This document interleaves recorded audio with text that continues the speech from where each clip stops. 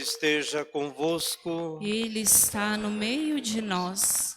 Proclamação do Evangelho de Jesus Cristo segundo Marcos. Glória a vós, Senhor. Naquele tempo, Jesus chamou os 12 e começou a enviá-los 2 a 2, dando-lhes poder sobre os espíritos impuros. Recomendou-lhes que não levassem nada para o caminho, a não ser um cajado, nem pão, nem sacola, nem dinheiro na cintura.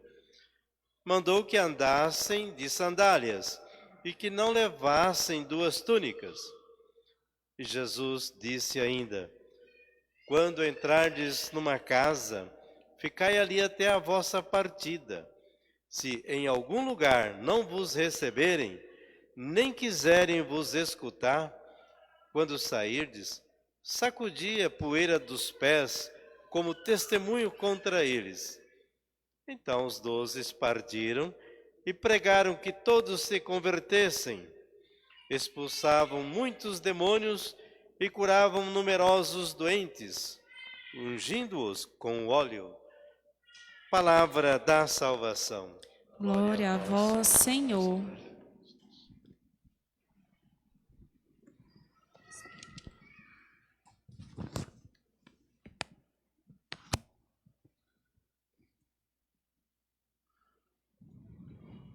Caríssimo diácono Lucindo, meus irmãos e minhas irmãs, no fim de semana passado, nós escutamos que Jesus foi a Nazaré, a sua terra, e ali ele experimentou a rejeição, mais uma vez. Foi recusado, especialmente pelos seus, e disse que um profeta só não é aceito no meio de sua família, em sua casa, em sua terra. Hoje o Evangelho nos mostra como essa rejeição não foi capaz de abalar Jesus Cristo. Como o fato de Jesus ser recusado obstinadamente não faz ele desistir de sua missão. É curioso, quando a gente, por exemplo, não é reconhecido, a gente logo desiste das coisas que a gente quer. Quando a gente tem alguma intenção, mas o olhar do outro não nos aprova, não nos valida, quando não vem do outro certo reconhecimento e certa valorização, parece que a gente tende a desistir daquilo que a gente mesmo escolheu, daquilo que a gente mesmo deseja. Com Jesus Cristo não é assim. Parece que Jesus Cristo faz o que faz, fala o que fala, não porque tenha desejo de reconhecimento, mas porque reconhece o seu desejo. E o seu desejo é que o reino de Deus se faça presente. Que o reino de Deus encontre lugar no meio de nós. E é agora, por isso, que Jesus Cristo envia seus discípulos para fazer o reino de Deus mais presente, mais atuante, mais visível a todos aqueles que o escutarem. Jesus Cristo, não se deixando abalar pela recusa, envia discípulos. É isso que nós escutamos no Evangelho de hoje. Jesus chama os 12 para ficar com ele e depois os envia com poder para expulsar demônios. O texto trouxe espíritos impuros, mas a tradução mais correta é demônios. Então, primeiro chamado, para ficar com ele. Ninguém vai levar Jesus se antes não o tiver experimentado, sem antes não o tiver ouvido, sem antes ter ficado com ele. Não é possível levar ninguém a lugar nenhum que antes a gente não tenha ido também. Não é possível conduzir alguém cego se nós estamos cegos também. Não é possível anunciar Jesus sem que antes a gente tenha permanecido com ele. O convite então é a permanecer com Jesus, ficar com ele. Logo de início a gente pode se perguntar se nós que estamos aqui temos ficado com Jesus. Temos.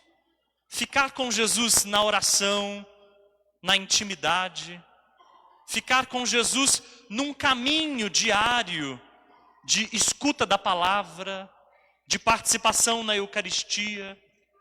Ficar com Jesus num amadurecimento da nossa fé, numa tradução daquilo que a gente escuta em obra, numa tradução daquilo que a gente acredita, naquilo que a gente vive.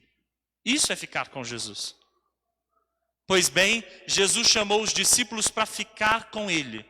E depois os enviou com autoridade. É essa a palavra mais precisa. Autoridade para expulsar demônios. E geralmente quando a gente fala expulsar demônios, a gente pensa nos exorcismos dos filmes. A gente pensa nos demônios lá dos filmes de Hollywood, nos espíritos possessores. O Evangelho não tem nada disso na cabeça.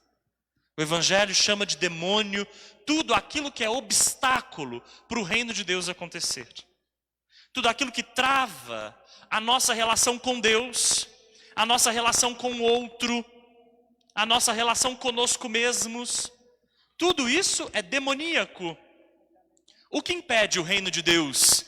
A violência, a falta de fraternidade, o egoísmo, o preconceito, a falta de acolhida. Nós poderíamos fazer assim um condão, uma lista, não é mesmo? De demonias que impedem de fazer acontecer o reino de Deus. Os discípulos têm que expulsar isso. Ou seja, não se aliar a esses projetos. Muitas vezes, e na época de Jesus foi assim, a religião criava demônios como o preconceito, como a segregação, como a exclusão, como a marginalização. Jesus Cristo foi opositor frequente desse modo de agir da própria religião. Seus seguidores, então, precisam ter a coragem de enfrentar essas demonias e expulsá-las. Para parecer com Jesus Cristo, é preciso coragem. Para parecer com Jesus Cristo, é preciso a audácia da boa notícia.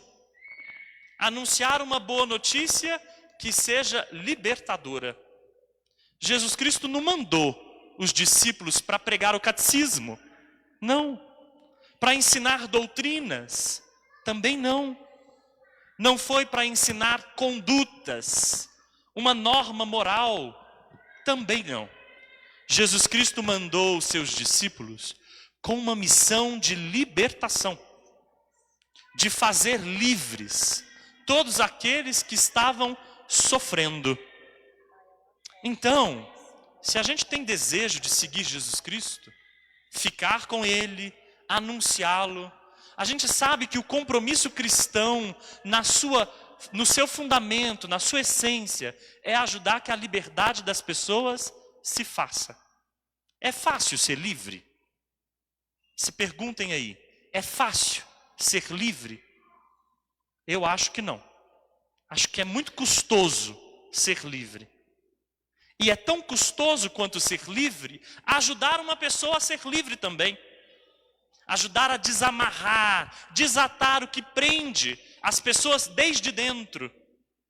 Ajudá-las a irem se liberando dos seus demônios que cada vez mais impedem que a vida de cada um seja vida cheia de colorido, de gosto, de sabor. Como é difícil que a vida seja vida livre, mas essa é a nossa tarefa. E é a tarefa dos discípulos de Jesus. E é por isso que Jesus pede que a gente vá pelo caminho livres. Preso demais nas coisas, a gente não consegue caminhar. Por isso é preciso ir sem sacolas, sem 2 túnicas, sem dinheiro. É preciso levar só um cajado e só as sandálias, para mostrar que o princípio é esse mesmo, caminhar. Sandálias porque atrás de Jesus a gente tem que realizar o caminho de uma vida. Sandálias porque elas são símbolo da liberdade. Elas são símbolo do transitório dessa vida. Nossa vida é marcada por um caminho mesmo. por uma transitoriedade, então preciso pelo menos ter sandálias nos pés e um cajado, porque esse é o símbolo do pastoreio. Mas não só. O cajado é aquilo que dá firmeza no caminho. É aquilo que quando o caminho é íngreme, quando ele é aclivado ou declivado, ou para cima ou para baixo, o cajado ajuda a firmar o passo. O cajado também ajuda a espantar os animais perigosos.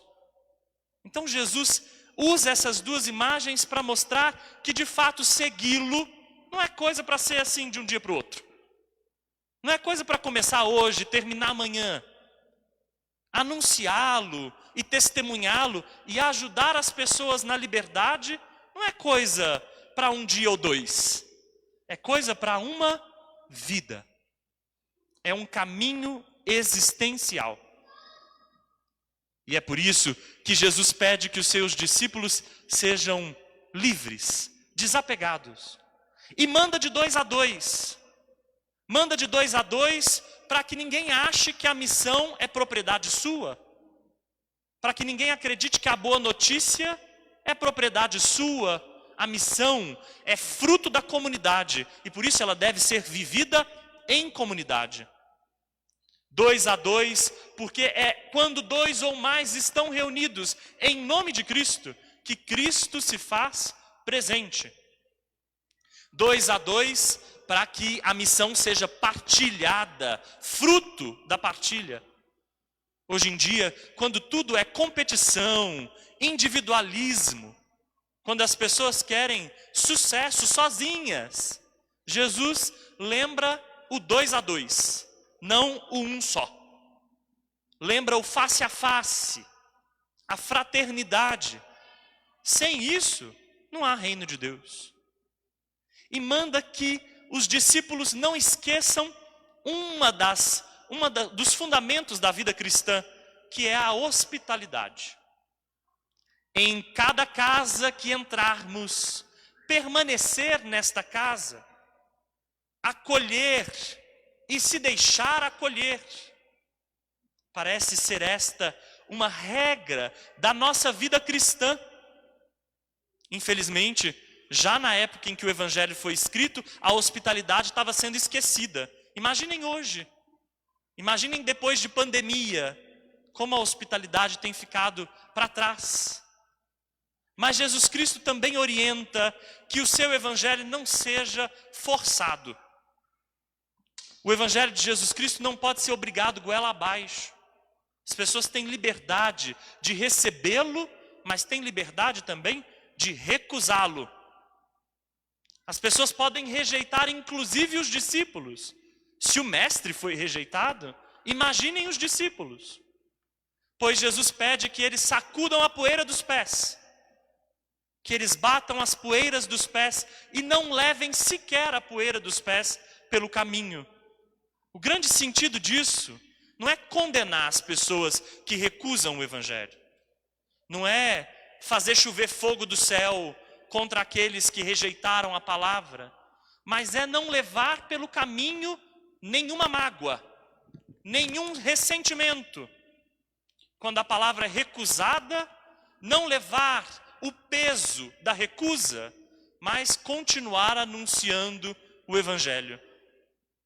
Parece que o projeto de Jesus é mesmo um projeto de que as pessoas possam aceitar o seu Evangelho e a sua boa notícia com o coração livre. Não à força, não pelo medo. Infelizmente hoje, nós temos visto cada vez mais isso. O amedrontamento para acolher a palavra de Jesus. A ameaça do inferno, às vezes o aterrorizamento com um Deus castigador, a imagem de um Deus terrorista, de um Deus punitivo.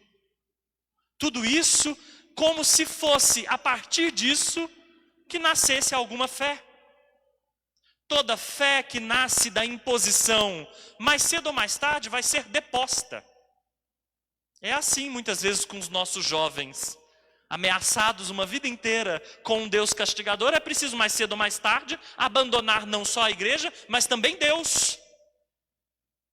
recusar inclusive a imagem de Deus, viver num ateísmo para sentir uma certa liberdade desses olhos grandes que Deus tem sobre nós. Essas imagens de Deus não são as imagens do Deus de Jesus Cristo. O que Jesus Cristo quis fosse que as pessoas se sentissem libertas e salvas, especialmente os doentes, sobretudo os doentes. Que os doentes fossem ungidos com óleo. É assim que termina o evangelho de hoje. E é assim que eu termino também. Porque parece que vocês já estão cansados. O óleo pode ser uma referência clara ao sacramento da unção dos enfermos. Esse sacramento que é muito presente na igreja. Mas decididamente, se tem uma coisa que o óleo representa, é a própria unção de Jesus Cristo, que é o seu amor derramado sobre nós. O que Jesus Cristo quis e quer é que a gente experimente o seu amor. Os que mais sofrem são os que vão primeiro. Os doentes são os chamados primeiro a experimentar o óleo do amor de Jesus Cristo. Nós que queremos ser discípulos, não devemos nos impedir ou impedir que essas pessoas experimentem esse óleo, o óleo do amor e o óleo da cura de Jesus. Mas para isso é preciso abertura à sua palavra. Sem essa abertura, sem conversão à palavra de Deus, ela entra por um ouvido e sai pelo outro. Ela vira uma palavra qualquer. Uma palavra que se perde no vento, mas palavra anunciada, ouvida e que vira motivo de conversão, abre as portas para a libertação e para a cura. Peçamos a Jesus que a sua palavra também caia no nosso coração e vá nos libertando dos demônios que nos possuem pelos ouvidos, muitas vezes, que nos cure o coração tantas vezes endurecido, e que impede que essa palavra se torne vida e liberdade para todos. Amém.